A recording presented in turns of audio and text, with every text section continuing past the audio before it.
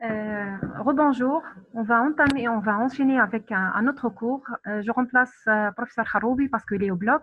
Donc, je vais enchaîner avec mon dernier cours avec vous, qui est les cours étrangers en ORL.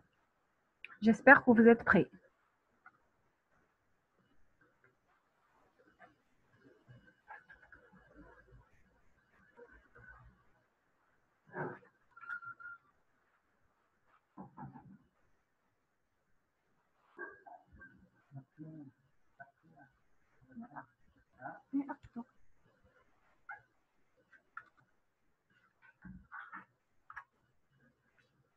Est-ce qu'on peut commencer, s'il vous plaît? Donc, c'est un cours très simple.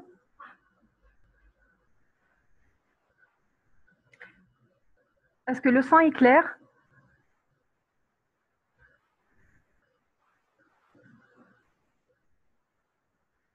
D'accord. Alors, les cours étrangers en ORL. Les cours étrangers en ORL, alors je vais commencer par les cours étrangers des voies aériennes supérieures. Par définition, donc, c'est l'accident, les corps étrangers de laryngotracheobronchique, c'est l'accident domestique le plus fréquent chez l'enfant de moins de 6 ans, malgré les tentatives de prévention.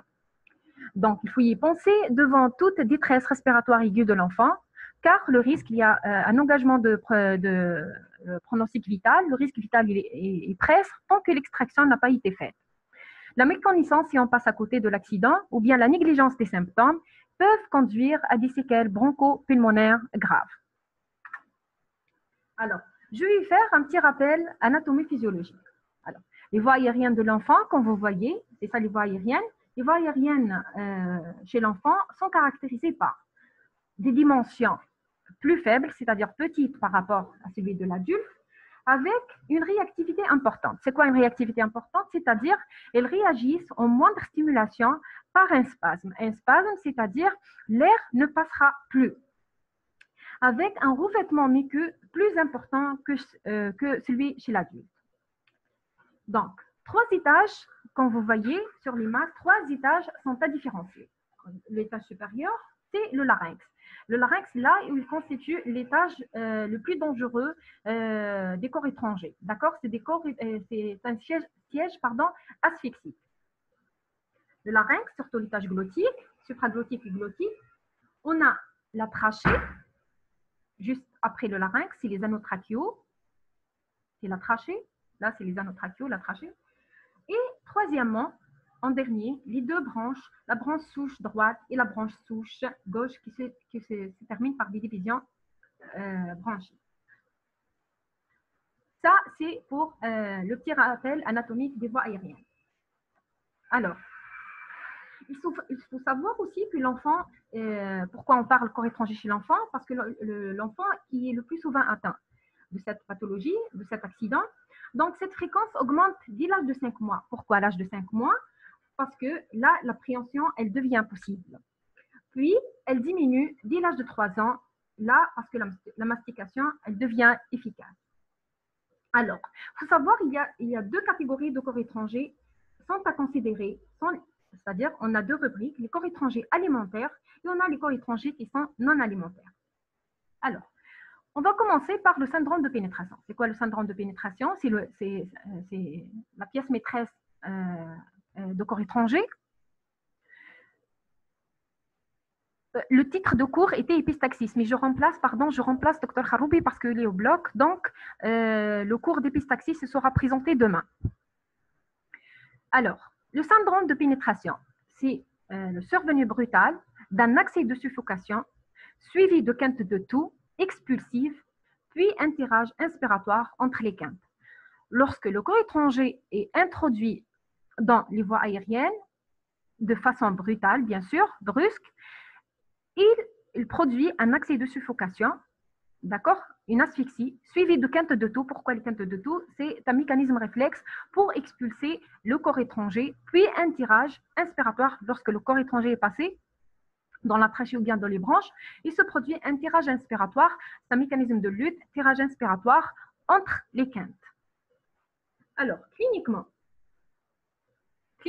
l'examen clinique, Donc, on distingue, après définition de syndrome de pénétration, cliniquement, on distingue trois possibilités. Soit le syndrome de pénétration, il est assisté par les parents et rapporté par les parents. Là, l'interrogatoire est primordial. On va poser de manière facile et rapide le diagnostic de corps étranger intrabronchique ou bien corps étranger laryngotrachéobronchique.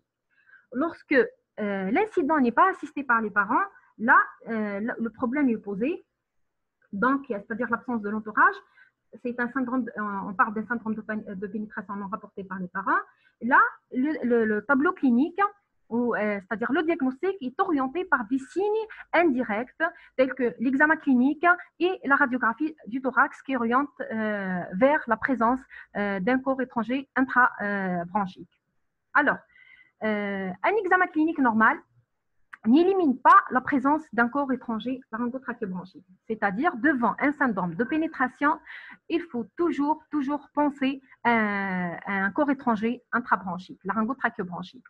Alors, le tableau clinique, il diffère selon le siège du corps étranger.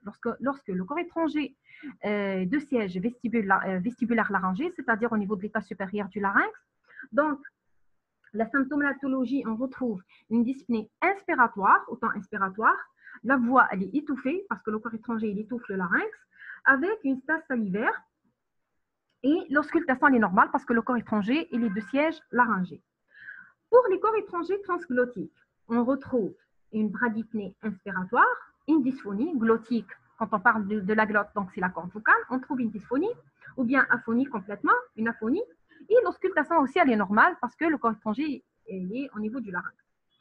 Pour les corps étrangers de siège trachéal, le corps étranger de siège trachéal, il est marqué par des accès de toux, de dyspnée, qui est positionnelle, c'est-à-dire en position de décubitus, position assise, etc., avec une toux rauque, mais la voix, elle est normale parce que le larynx, le plan glottique, il est libre. Pour le corps étranger bronchique, donc c'est le cas, là c'est la situation, c'est le cas le plus fréquent, il est peu ou pas dyspnéisant, donc on trouve la voix, elle est normale, mais l'auscultation, elle oriente vers la présence d'un corps étranger bronchique. Par exemple, on trouve un wheezing à l'auscultation, ou bien une ablution localisée, c'est-à-dire soit à droite, soit à gauche du corps étranger. Ablution des murmures vésiculaires. Alors, quel examen complémentaire à réaliser devant un corps étranger bronchique? On réalise tout d'abord, on commence par les plus simples, une simple radiographie pulmonaire en inspiration et en expiration. Donc, bien sûr, en dehors des urgences, c'est-à-dire c'est l'état de l'enfant le permet. Elle peut mettre en évidence un corps étranger, c'est le corps étranger des radios opaques, c'est-à-dire métalliques, etc. Donc, c'est très rare. Ou bien, elle peut montrer des signes indirects qui témoignent vers la présence d'un corps étranger intrabronchique, tel qu'un emphysème ou bien une atelectasie localisée dans un hémichamp pulmonaire.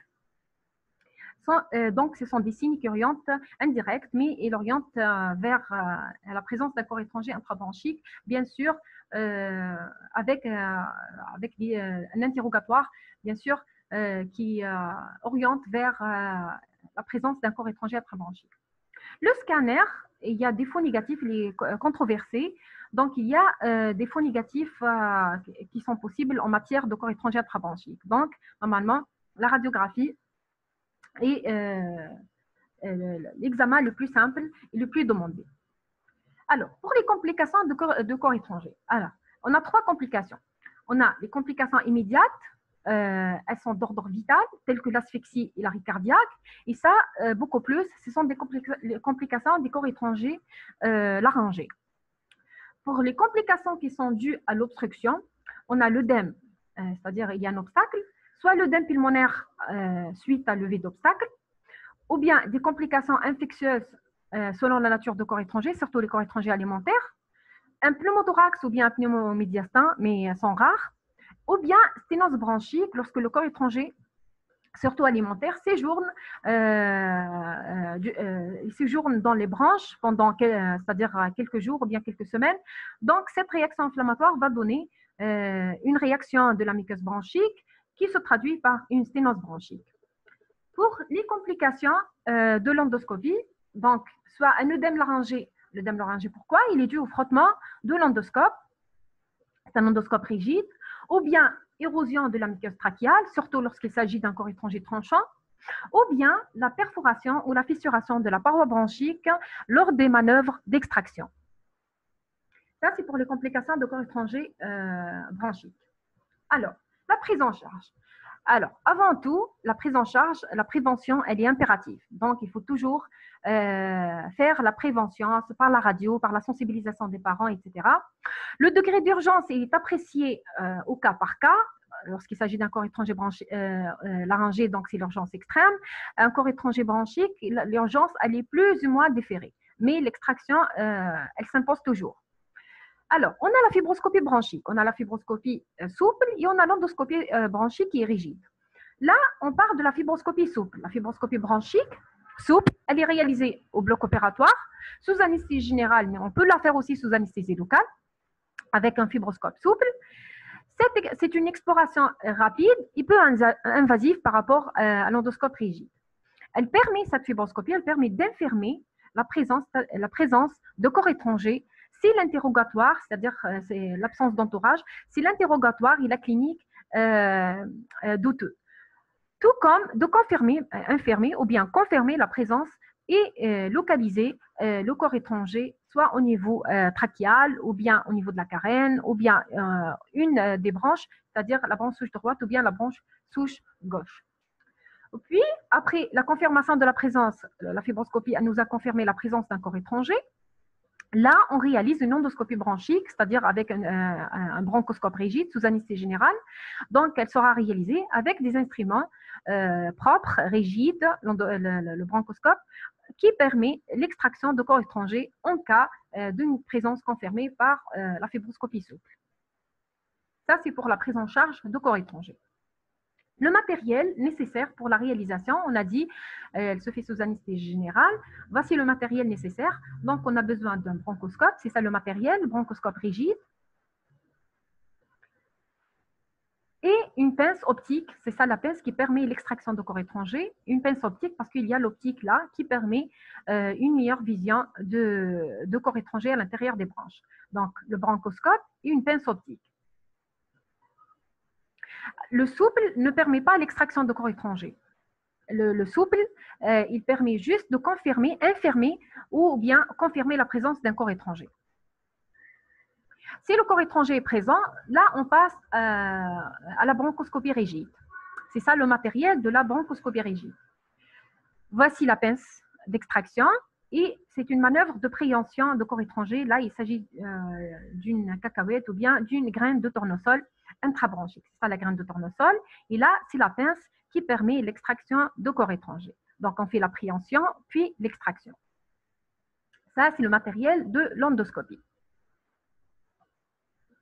Maintenant, je vais passer au corps étranger digestif, le corps étranger intra-œsophagien, digestif, c'est-à-dire intra-œsophagien. Par définition, donc, si l'incidence de ces ingestions elle est mal connue, elles surviennent généralement chez l'enfant à l'âge de 5 ans, à partir de l'âge de 5 ans. La majorité des corps étrangers ingérés traversent le tractus digestif sans manifestation, c'est-à-dire qu'ils ne restent pas enclavés au niveau de l'œsophage. Ils passent au niveau de l'estomac et ensuite il sera éliminé par les voies naturelles. Une extraction endoscopique est nécessaire que dans 10 à 20% des cas. On a recours à l'extraction dans les rares cas. Moins de 1% nécessite un traitement chirurgical, c'est-à-dire dans les cas compliqués, en raison d'une complication majeure telle qu'une obstruction digestive ou bien une perforation. Alors, je fais un petit rappel anatomique sur l'œsophage. Alors, il existe, pourquoi les corps étrangers s'enclavent au niveau de l'œsophage? Cela est en rapport avec les 3 rétrécissements physiologiques. C'est des rétrécissements physiologiques qui se trouvent au niveau de l'œsophage. Le premier, comme vous voyez dans l'image, c'est le sphincter, se trouve au niveau de la bouche de l'œsophage, ou bien le sphincter supérieur. Le deuxième rétrécissement, c'est en rapport lié à l'empreinte de la crosse de l'aorte sur la partie moyenne de l'œsophage. Et le troisième rétrécissement qui correspond au cardia ou bien le sphincter inférieur.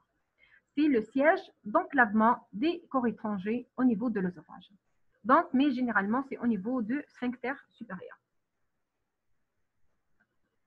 Cliniquement, les corps étrangers œsophagiens, ils provoquent une douleur ou bien odonophagie, c'est-à-dire une douleur ressentie lors de la déglutition, une dysphagie aiguë, refus alimentaire parce qu'il y a un blocage, il y a un obstacle, déglutition insistante, il déglutit la salive, mais il n'arrive pas à l'avaler, c'est-à-dire on voit une stase salivaire. Les corps étrangers intragastriques sont le plus souvent asymptomatiques, en l'absence bien sûr de complications, la perforation, etc. Le diagnostic il est établi par une simple radiographie du thorax. Elle prend le cou et la région thoracique, c'est-à-dire la cavité gastrique. Donc l'endoscopie, elle est réalisée sur le corps étranger et les radiotransparents, c'est-à-dire le corps étranger n'est pas radio-opaque, et en cas de symptomatologie évocatrice, c'est-à-dire on est sûr de la présence d'un corps étranger. Bien sûr par l'interrogatoire. Là, l'interrogatoire, il est primordial. S'il existe un blocage dans l'œsophage d'un corps étranger de petite taille ou bien d'un aliment insuffisamment mâché, suspecter, il faut toujours suspecter, surtout chez l'adulte, suspecter un trouble de la motricité œsophagienne, surtout pour les corps étrangers de nature alimentaire, le trouble de la motricité œsophagienne, tel que l'achalasie de l'œsophage ou bien l'atrésie de l'œsophage, ou bien une sténose résiduelle ou bien méconnue. Cette sténose peut être congénitale ou bien secondaire. Voici une radiographie du cou et du thorax qui montre la présence d'un corps étranger de tonalité métallique qui se projette arrondi, qui se projette au niveau de la 5e et la 6e vertèbre cervicale. Une radiographie de face et la radiographie de profil. Pourquoi on demande le profil? C'est pour faire la différence entre un corps étranger œsophagien d'un corps étranger bronchique. On voit bien que les voies aériennes sont libres et que l'œsophage qui se trouve toujours en postérieur. Donc, le corps étranger est de siège œsophagien.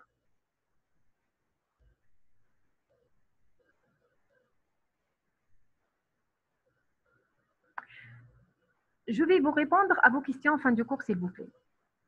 Alors, pour les formes cliniques, on a des formes selon l'âge. On a fait le type de description chez l'enfant, telles que les pièces de monnaie, etc. Les formes de l'adulte sont généralement l'âge est supérieur à 50 ans et favorisé par le port de prothèses dentaires, c'est-à-dire les aliments ne sont pas bien mâchés, avec un risque de perforation important et parfois même que les personnes âgées avalent leurs prothèses, leurs bridges dentaires. Donc là, le risque de perforation est important. Selon le terrain, il y a de grandes variations sont observées en fonction du terrain. Donc, on a la fréquence des corps étrangers métalliques lors des ingestions volontaires en milieu carcéral. Et on a les corps étrangers accidentels chez des patients qui présentent des troubles neurologiques, les patients neuropathiques, les psychopathiques ou bien de vigilance réduite. Et on a la fréquence des bisoires chez les adolescents surtout atteints de retard mental ou bien psychiatrique ou bien des patients atteints d'œsophagite corrosive ou bien d'atrésie. C'est ça les formes cliniques selon le terrain et selon l'âge. Selon la nature du corps étranger, le risque lésionnel dépend de la nature du corps étranger. Les pièces de monnaie sont généralement en règle peu agressives, sauf si le diagnostic se fait tardivement. Les corps étrangers contondants, c'est-à-dire tranchants, sont responsables de lésions de gravité variable allant de la simple érosion à la perforation de l'œsophage. Quand on dit perforation de l'œsophage, on parle de médiastinite ou bien une infection sévère. Donc là, le pronostic vital est engagé. On a les corps étrangers alimentaires tels que l'os ou bien des arêtes de poisson, ou bien les corps étrangers dentaires comportent un risque infectieux. Les piles-boutons, là c'est un chapitre très important. Il faut savoir que la pile-bouton constitue une urgence extrême parce qu'elle conduit à la perforation de la paroi de l'œsophage suite à la sortie de produits caustiques qui se trouvent à l'intérieur de la pile. Donc, elle provoque ce produit caustique, il provoque des brûlures avec un risque de perforation constituant là une urgence vraiment extrême, une urgence vitale vraiment extrême. Alors, pour les formes compliquées, quand on parle de complications, la perforation, il y a plusieurs paramètres qui conditionnent cette perforation. Selon l'âge du patient, selon le délai écoulé entre l'ingestion du corps étranger et le diagnostic. Généralement, le délai critique, c'est 24 heures. De même que les tentatives d'extraction à l'aveugle infructueuse qui conduit à la perforation de la paroi œsophagienne. Les complications infectieuses, il se forme un petit abcès au niveau en semi-queue, responsable d'une cellulite ou bien d'une médiastinite. Pour les brûlures de l'œsophage, les brûlures, généralement, c'est la pile bouton. La migration d'un corps étranger à travers la muqueuse réalisant des corps étrangers intramurales. Rarement, on a les fistules oso-aortiques, une communication entre l'œsophage et l'aorte. Là, c'est des complications vraiment vitales, ou bien des fistules oso-carotidiennes, vasculaires, ou bien broncho-oso-aortiques. Ça, c'est pour les formes compliquées. La conduite à tenir en cas d'ingestion d'un corps étranger digestif. Alors, l'objectif, c'est d'extraire le corps étranger, surtout dangereux, tel que la pile bouton ou bien un corps étranger tranchant, par leur localisation, c'est-à-dire par la voie naturelle. La décision d'extraction du corps étranger dépend de plusieurs paramètres, tels que la taille du corps étranger, est-ce qu'on peut l'extraire par voie naturelle, c'est-à-dire par la cavité buccale, de sa nature, de son caractère, de sa localisation et la symptomatologie qui en découle. La technique, la technique d'extraction, on a plusieurs techniques. Alors, j'attire votre attention sur les vomissements provoqués, notamment la prescription d'émétique pour tenter d'évacuer le corps étranger. Ça, c'est une fausse manœuvre, donc il ne faut jamais prescrire d'émétique afin d'évacuer le corps étranger par des vomissements. En cas de corps étranger digestif qui nécessite une extraction, si on est devant un corps étranger qui nécessite une extraction, le retrait, c'est la voie de sécurité. Le retrait par voie endoscopique, bien sûr, avec toute sécurité sous anesthésie générale, avec intubation trachéale et la technique de référence. Voici la technique et le matériel nécessaire pour la réalisation d'une oesophagoscopie rigide. Ça, c'est l'oesophagoscope rigide. Ça, c'est la source de lumière. La pince qui permet l'extraction de corps étranger, vous voyez là dans l'image. Et là, c'est la suspension. Voici le malade en décubitus dorsal, intubé, et voici la pince d'extraction. L'oesophagoscope, voici une pièce de monnaie, et voici l'extraction qui a été faite dans cette image. Maintenant, on va passer au corps étranger des fosses nasales. Alors, le corps étranger des fosses nasales témoigne la présence de tout élément extérieur introduit de façon volontaire ou non dans la fosse nasale. Ces corps étrangers, ils peuvent passer de façon inaperçue. Ils sont toujours révélés par une symptomatologie rhinologique, particulièrement chez l'enfant. Quels sont les signes qui témoignent, c'est-à-dire de la présence d'un corps étranger? On va voir les signes qui témoignent de la présence d'un corps étranger chez l'enfant. Alors, il faut savoir que les fosses nasales chez l'enfant, ils ont une particularité anatomique qui sont l'étroitesse des fosses nasales. Ils ont une fosse nasale un petit peu étroite par rapport à l'adulte. L'hypertrophie turbinale, c'est quoi l'hypertrophie turbinale? C'est l'hypertrophie des cornets et l'hyperréactivité de la muqueuse pituitaire, c'est-à-dire la muqueuse, lorsqu'il y a un corps étranger au niveau de la muqueuse pituitaire, c'est-à-dire la muqueuse nasale, elle réagit toujours par un œdème et obstruction, l'œdème, donc ce qui va encore aggraver l'obstruction de la fosse nasale. Les dangers sont liés à la nature de corps étranger et à l'extraction, donc selon la nature de corps étranger.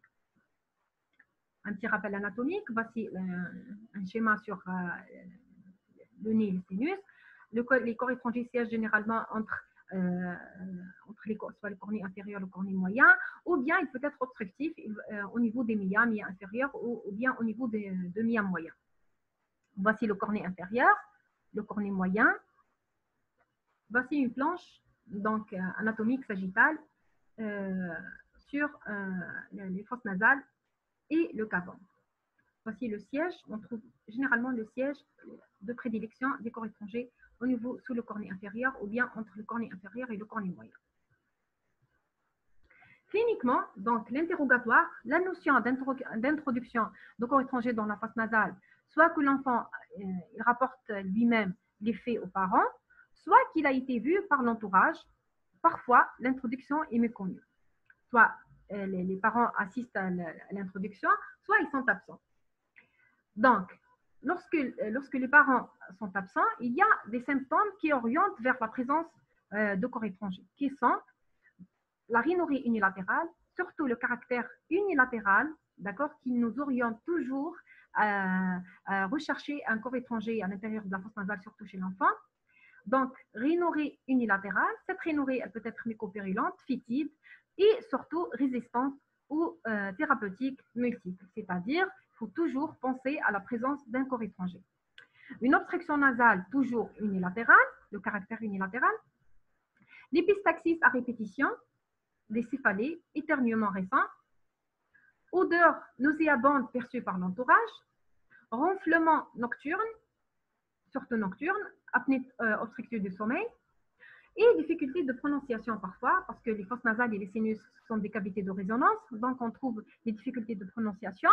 Et la découverte, elle est fortuite avec mise en évidence. Et là, la découverte, elle est fortuite par la mise en évidence d'un corps étranger radio-opaque. Voici une image radiologique de profil de la face qui objective la présence d'un corps étranger radio-opaque de siège nasal. Là, on voit bien le plancher des fosses nasales et on voit bien le corps étranger arrondi au niveau de la fosse nasale radio-opaque. Une perle synthétique enclavée sous le cornet inférieur. Voici le cornet inférieur. Vous voyez la différence entre la fosse nasale droite et la fosse nasale gauche. Là, c'est libre. Là, c'est libre. Et même le cornet, il est de taille normale. Et vous voyez l'œdème qui se trouve au niveau réactionnel, l'hypertrophie des cornets, réactionnel à la présence de corps étranger qui est la perle synthétique qu'on vous voyez de couleur verte, qu'on vous voyez dans l'image. Là, c'est une tentative d'extraction de corps étranger avec le crochet. Quelles sont les complications d'un corps étranger nasal? Alors, soit la perforation, bien sûr la perforation de la cloison, ou bien nécrose de la cloison nasale. Là aussi, il y a plusieurs facteurs qui déterminent cette complication. La nature, surtout en matière de pile-bouton, ou bien des corps étrangers contendants. D'accord? Et surtout, la durée de séjour de corps étranger au niveau de la fosse nasale. Ou bien la migration du corps étranger vers le cavum, le rhinopharynx, ou bien, pire encore, vers la glotte. Rhinosinusites, il peut donner des rhinosinusites à répétition, par obstruction, comme on a vu dans l'image, obstruction des mias de drainage, mia inférieur et bien le mia moyen. Rhinolithiase, c'est quoi la rhinolithiase? C'est une suite à une concrétion par dépôt progressif de sels calcaires autour de corps étrangers. Donc, le corps étranger il va devenir une véritable pierre à l'intérieur de la fosse nasale. Ou bien les complications infectieuses telles que les cellulites faciales, la diffusion de l'infection, cellulite faciale avec une fistulisation gingivo-labiale. Ça, c'est pour les complications des corps étrangers des fosses nasales.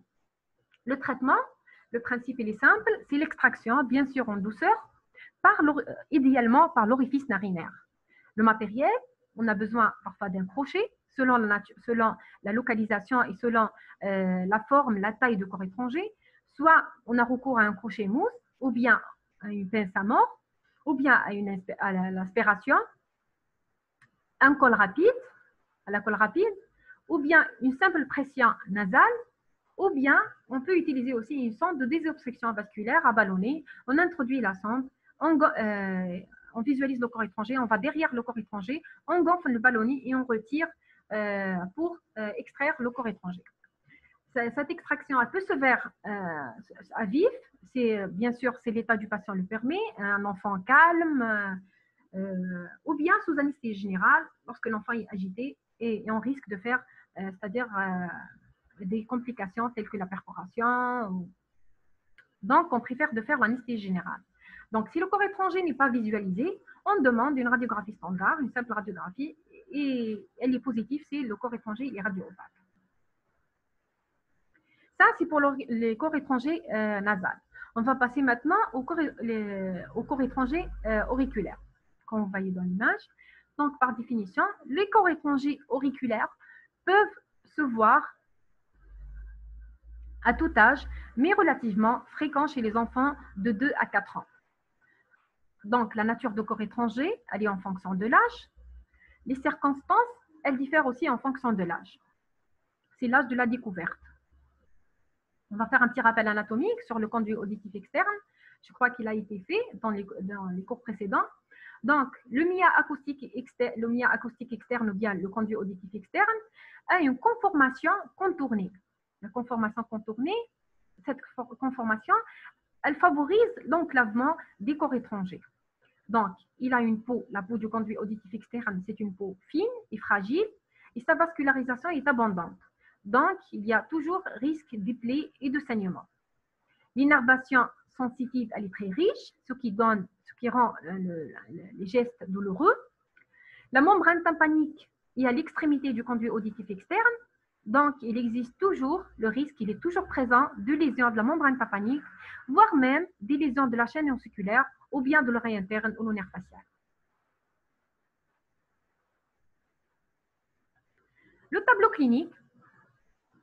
Alors, un corps étranger est souvent peu symptomatique, ou bien il peut être peu symptomatique ou bien totalement asymptomatique. Le diagnostic il se fait par une simple otoscopie, par visualisation du corps étranger. Mais dans certains cas, le corps étranger il est masqué par une otorrhée. Il existe un risque de lésion en cas de manœuvre inappropriée, surtout d'extraction, c'est-à-dire on va aggraver l'enclavement du corps étranger, on va l'enfoncer à l'intérieur de la caisse, on va provoquer un saignement, on va provoquer un œdème et de la douleur.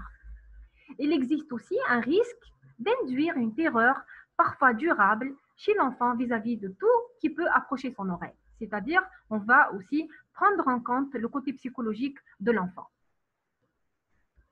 Pour la prise en charge, on a dit une simple otoscopie douce et attentive doit être réalisée afin d'analyser la situation. Il convient d'organiser la prise en charge par un ORL dans de bonnes conditions. Il est possible d'attendre quelques heures, voire le lendemain, pour faire l'extraction dans de bonnes conditions, c'est-à-dire sous anesthésie générale, avec un plateau technique, avec un réanimateur qui peut nous endormir l'enfant. Si un recours à l'anesthésie générale est envisagé pour l'extraction, il convient de laisser l'enfant à jeun 6 heures avant le geste prévu. Il y a certaines exceptions donc, que je dois les mentionner. Donc, si le corps étranger auriculaire est un insecte vivant, donc les mouvements de l'insecte dans le conduit auditif externe sont très éprouvants pour le malade, pour le patient. Donc, si le tympan il est intact, immobiliser l'insecte par un bain d'oreille d'huile minérale. Sous microscope, on administre un produit anesthésiant, la xylocaïne à 2 ou 4%, avant de faire l'extraction.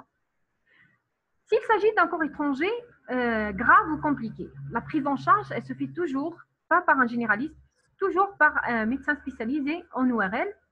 La prise en charge doit être prise en fonction du degré de l'urgence. L'évacuation du corps étranger par un lavage, elle est possible, mais il faut toujours éliminer les contre-indications telles qu'une perforation de l'œsophage. Si le malade il a été opéré par une chirurgie otologique, c'est-à-dire une intervention récente, d'accord, il faut tout prendre en compte les contre-indications du lavage auriculaire. Le médecin ORL doit disposer d'un matériel adapté et des conditions garantissant l'immobilité du patient, c'est-à-dire surtout l'anesthésie générale, avant de s'engager dans l'extraction d'anesthésie locale. Parce que parfois, l'anesthésie locale, elle peut être, c'est-à-dire on peut la transformer en anesthésie générale si le patient n'est pas coopérant, ou bien l'impossibilité, c'est-à-dire on trouve des difficultés pour réaliser l'extraction sous anesthésie locale. Par ailleurs, un contrôle otoscopique et systématique après l'extraction, c'est-à-dire on réalise toujours un contrôle otoscopique pour vérifier l'état de la membrane tympanique, s'il y a des complications, et des gouttes d'antibiotiques, plus ou moins des corticoïdes, sont administrés en cas de plaie du conduit auditif externe. En cas de lésion par pile-bouton, des soins locaux lents sont nécessaires avec un calibrage, parce que la pile, elle provoque une nécrose, cette nécrose, une inflammation et une nécrose, vers la fin, elle va nous donner une sténose du conduit. Donc, en cas de lésion par pile-bouton, des soins locaux, on a dit longs, sont nécessaires, avec un calibrage du conduit pour éviter la sténose, ou bien, si la sténose elle est constituée, on intervient sur la sténose par la chirurgie. En cas d'hypoacousie ou bien de lésion tympanique, un suivi otoscopique et audiométrique est nécessaire. Là, c'est le matériel nécessaire pour faire l'extraction d'un corps étranger auriculaire. Vous voyez, le numéro 1, c'est une pince, c'est une micro-pince, elle souffre et on attrape le corps étranger par les bouts là. Un anneau de Saint-Paul, comme vous voyez là, surtout pour les pères. Une micro-aspiration, dans le numéro 3, une micro-aspiration pour aspirer le corps étranger, ou bien un crochet mousse qui permet l'extraction surtout des corps étrangers errants tels que la perle synthétique. Là, je termine le cours et je vous dis merci pour votre attention et j'attends vos questions s'il vous plaît.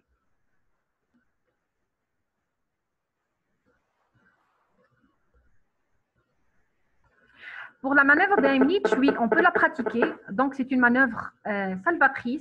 Donc, en premier lieu, c'est-à-dire selon le degré d'urgence. Si vous n'êtes pas dans surtout un secteur hospitalier, c'est-à-dire si vous êtes dans la rue ou dans un restaurant, d'accord, et vous voyez une personne qui est en train de s'asphyxier avec le corps étranger, donc on réalise bien sûr la manœuvre de Heimlich. Les claques, oui, on peut l'utiliser. C'est la médecine traditionnelle, oui. Oui, j'attends encore vos questions.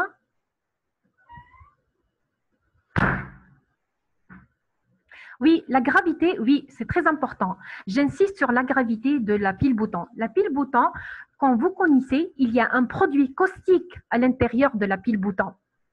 D'accord? La présence de sécrétions muqueuses, d'accord, va permettre, d'accord, la sortie du produit caustique à l'extérieur de la pile.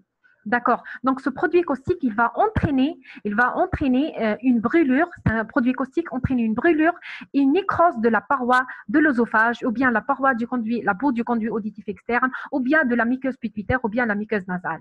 Donc, c'est une urgence vraiment extrême. Il faut extraire la pile dans un délai de moins de 6 heures. Sinon, elle entraîne des dégâts, des complications très graves à réparer après. Alors, c'est ça pour la gravité de la pile bouton. En cas d'obstruction nasale, la pile bouton en cas d'obstruction nasale, la pile bouton, la pile bouton au niveau de la fosse nasale, elle entraîne une nécrose du cartilage, de la cloison nasale, du cartilage nasal.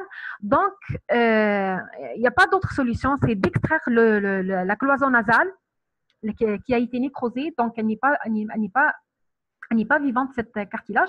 Ce cartilage-là, donc on doit l'enlever et on l'a remplacé par d'autres procédés, c'est-à-dire la chirurgie plastique. On prend un cartilage du manubrium sternal et on le met au niveau c'est-à-dire on remplace le cartilage de la cloison nasale.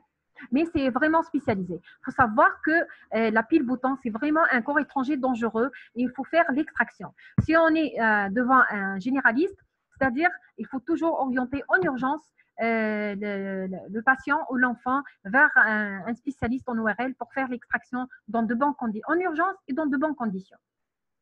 Alors, il y a une question sur la rhinolithiase. C'est quoi la rhinolithiase? La rhinolithiase, lorsque le corps étranger séjourne au niveau de la fosse nasale, de façon méconnue, c'est-à-dire on ne se rend pas compte de la présence de corps étranger au niveau de la fosse nasale, elle se produit une concrétion, c'est-à-dire une accumulation de dépôts progressifs de sels calcaires ou d'autres autour de corps étrangers. Donc, le corps étranger, elle sera entourée par ces sels calcaires et il va réaliser un véritable pierre au niveau de la fosse nasale. Le diagnostic, il se fait par une simple radiographie. On va retrouver encore, c'est-à-dire une opacité au niveau de la fosse nasale. L'extraction, elle est simple, elle se fait sous anesthésie générale et on extrait la rhinolithiase par un crochet et on calibre toujours, c'est-à-dire pour éviter la synéchie, c'est-à-dire l'accoulement des deux muqueuses, on calibre toujours par une mèche grasse à l'intérieur de la fosse nasale. Alors, y a-t-il un médicament ou bien un produit contre